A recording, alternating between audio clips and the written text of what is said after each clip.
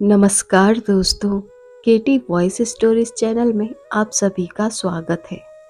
हमारी आज की कहानी है हम सफ़र। ऑफिस बंद होने के बाद मानसी समीर के साथ लॉन्ग ड्राइव पर निकली थी। हमेशा की तरह उसका साथ उसे बहुत सुकून दे रहा था। मानसी मन ही मन सोच रही थी, एक ही छत के नीचे सोने के बाद भी रोहित मुझे बेगाना सा लगता है। अगर मुझे जिंदा दिल समीर का साथ न मिला होता तो मेरी जिंदगी बिल्कुल मशीनी अंदाज में आगे बढ़ रही होती। करीब घंटे भर की ड्राइव का आनंद लेने के बाद समीर ने चाय पीने के लिए एक ढाबे के सामने कार रोक दी। उन्हें पता नहीं लगा कि कार से उतरते ही वे रोहित के एक दोस्त कपिल की नज़रों में आ गए हैं। कुछ देर सोच विचार कर कपिल ने रोहित को फोन कर बता दिया कि उसने मानसी को शहर से दूर किसी के साथ एक ढाबे में चाय पीते हुए देखा है। उस रात रोहित जल्दी घर लौट आया था। मानसी ने साफ महसूस किया कि वह रह रह कर उसे अजीब ढंग से घूर रहा है। मन में चोर होने के कारण उसे यह सोचकर डर लगने लगा कि कहीं रोहित को समीर के बारे में पता न चल गया हो। फिर जब वह रसोई से निपट कर ड्राइंग रूम में आई तो रोहित ने उसे उसी अजीब अंदाज में घूरते हुए पूछा, तुम मुझसे अब प्यार नहीं करती हो ना? यह कैसा सवाल पूछ रहे हो? मानसी का मन और ज्यादा बेचैन हो उठा।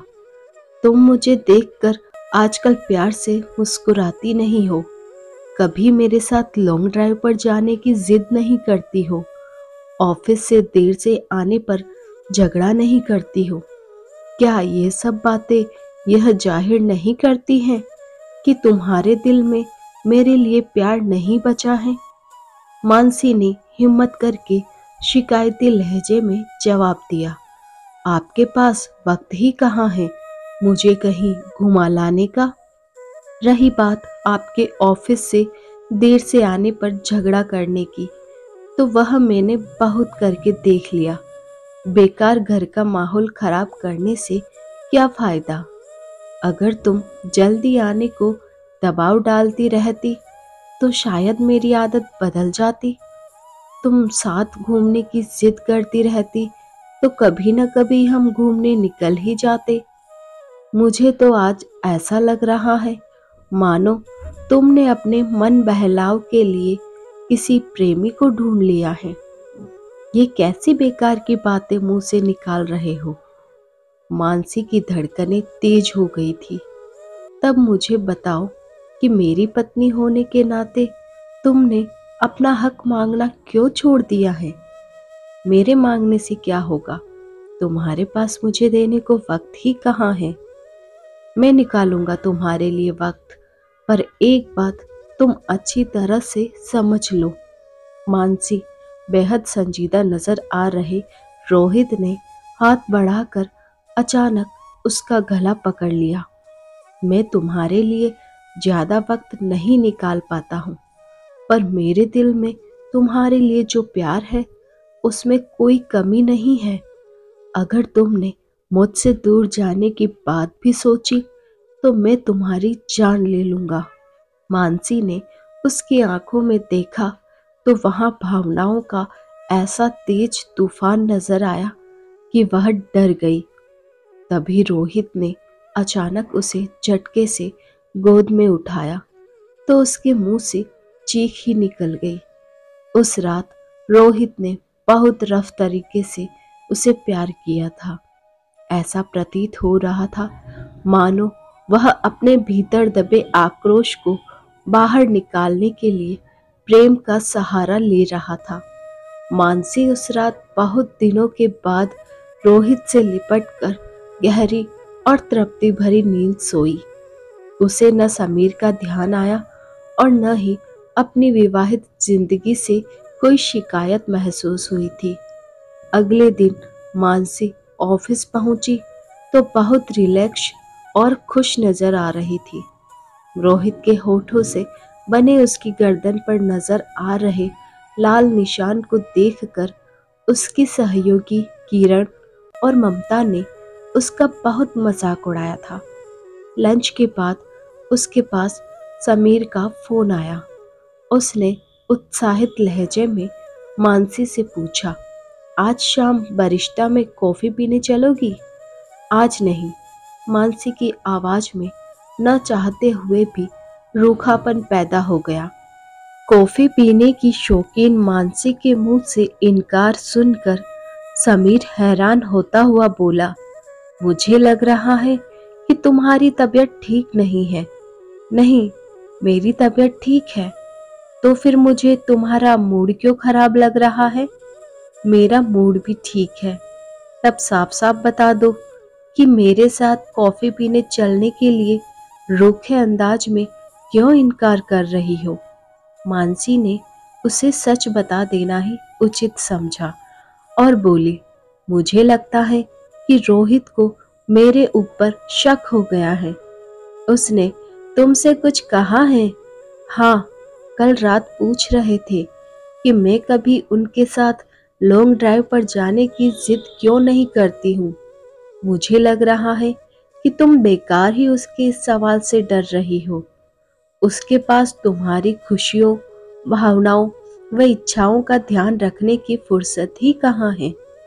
फिर भी मुझे सावधान रहना होगा। वे बहुत गुस्से वाले इंसान होने के साथ साथ भावुक भी बहुत हैं। मैं तुम्हारे साथ बाहर घूमने जाती हूँ।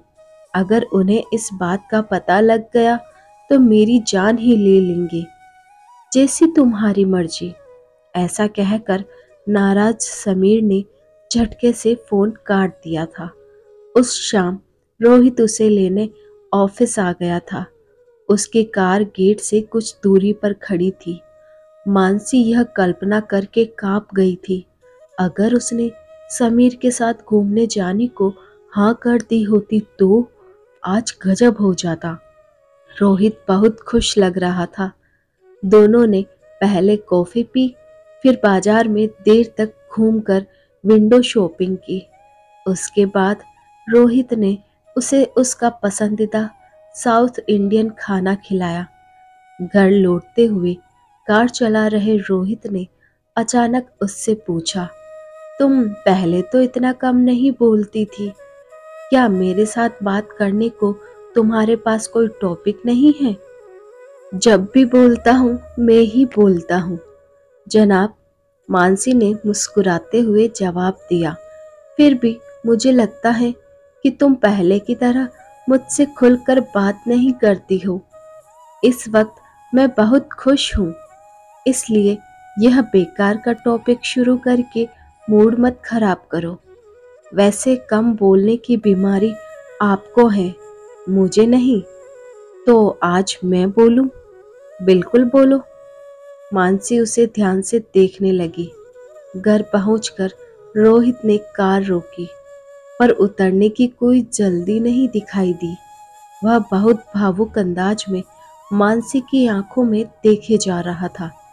फिर उसने संजीदा स्वर में बोलना शुरू किया, मैंने अपने बचपन में बहुत गरीबी देखी थी।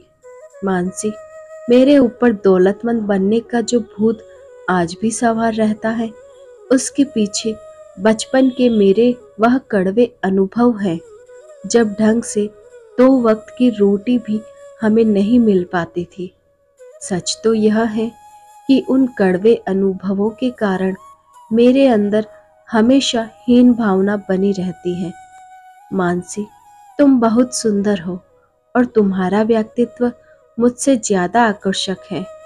उस हीन भावना के कारण मेरे मन में न जाने यह भाव कैसे पैदा हो गया कि अगर मैंने तुम्हारे बहुत ज्यादा नाज नखरे उठाए तो तुम मुझ पर हावी हो जाओगी।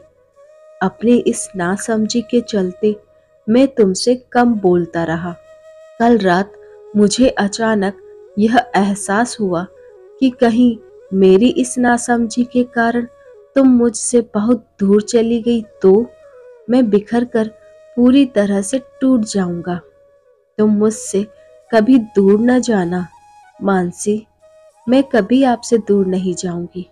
यह कहकर मानसी उसके हाथ को बार बार चूमकर रोने लगी तो रोहित की पलकें भी भीग उठी।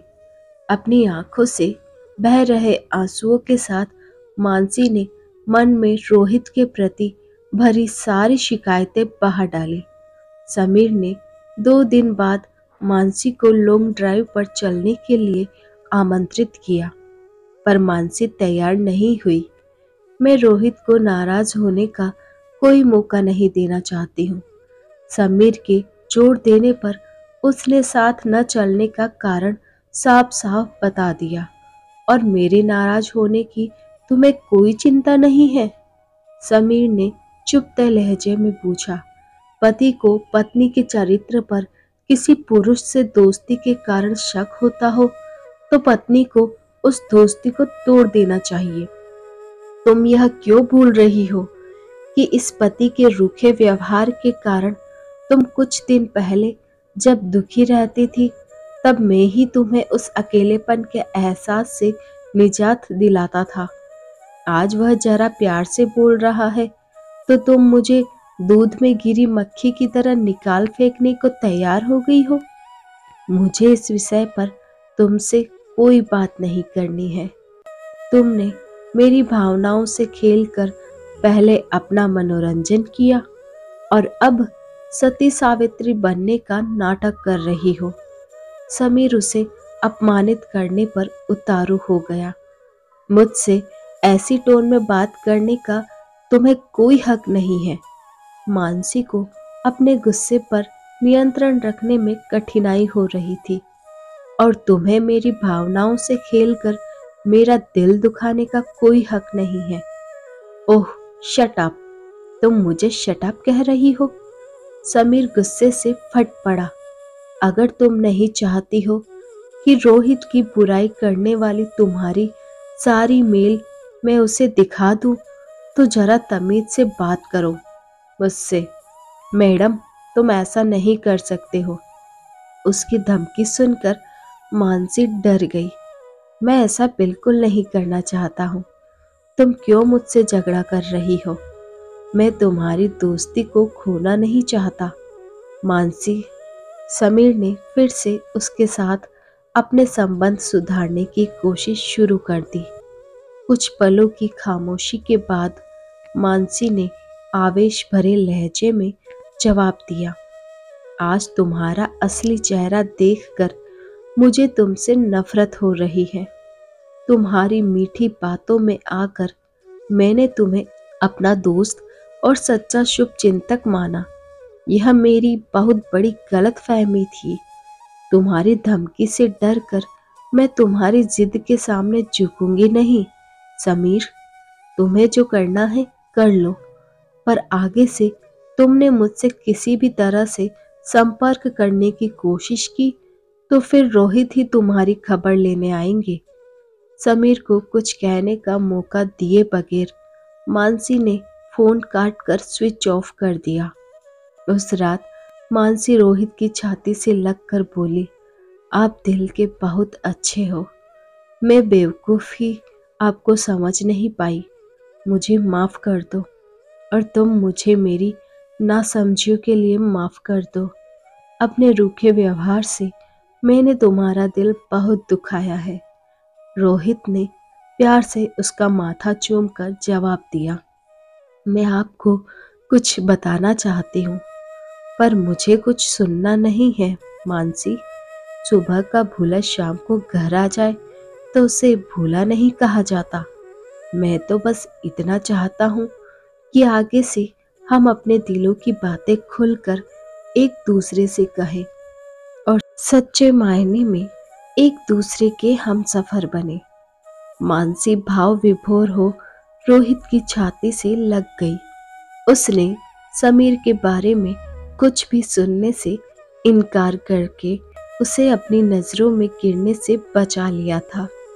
रोहित के प्यार, विश्वास व संवेदनशील व्यवहार के कारण उसका कद उसकी नजरों में बहुत ऊंचा हो गया था। धन्यवाद दोस्तों। आई होप आपको हमारी ये कहानी पसंद आई होगी। ऐसी और कहानियाँ सुनने के लिए हमारे चैनल को लाइक, शेयर और सब्सक्राइब करें और बेल आइकन को प्रेस करें ताकि न्यू स्टोरी का नोटिफिकेशन मिल सके।